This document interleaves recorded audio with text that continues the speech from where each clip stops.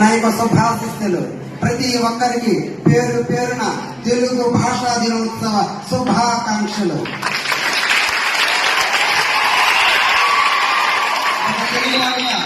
ఒక తెలుగువాడిగా తెలుగువాడిని కీర్తిస్తూ సింగిరెడ్డి నారాయణ రెడ్డి గారి కవిత్వంతో నా యొక్క ప్రసంగాన్ని ఆరంభిస్తాను.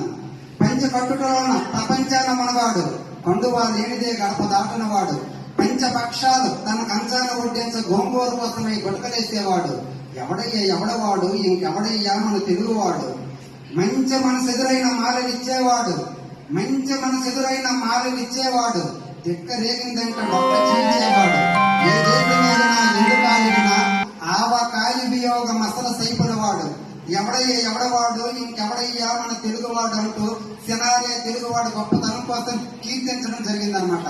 తెలుగు భాష చాలా గొప్ప భాష.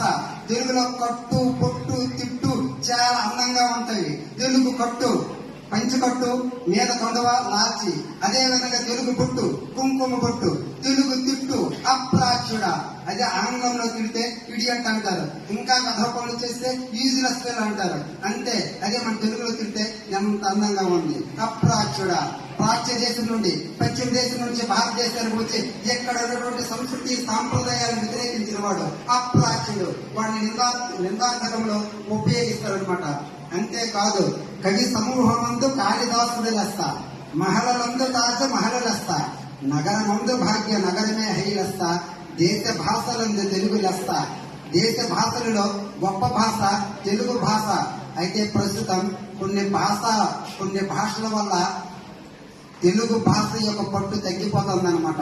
అందుకే ఒక మహానుభావుడు అంటాడు, ఆంగ్ల భాష కనికట్టుకి ఆంధ్ర భాష తలకట్టు, తనద కాని భాషకు తాకట్టు అయిపోతుంది.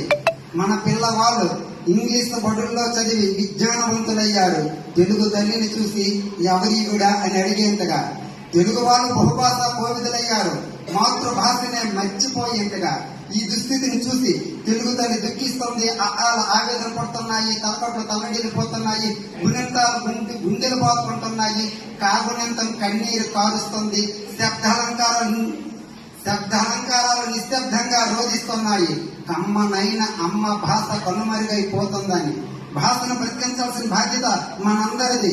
తక్షణమే తెలుగు భాష రక్షణకై నడుం కట్టి, గుండె అనే గుమ్మానికి మాతృభాషనే మామిడి తోరణాలుగా కట్టి, భాషా పరిమళాలు భావితరాలకు అందించే తెలుగు తల్లి నడులో మల్లె పూలు కావాలి ప్రతి ఒక్కరు.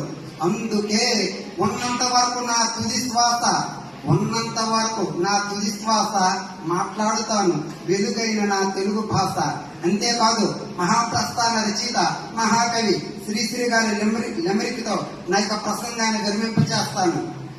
తెలుగువాడు తెలివితేటలకు జై జై, తెలుగువాడు దేనికైనా సై సై, తెలుగువారు ఎదురువారు నై నై, తెలుగు నాట కవుల పాట ఐ హై, ప్రస్తుతానికి వస్తానని నేస్తాం. By by. జై తెలుగు, జై హింద్.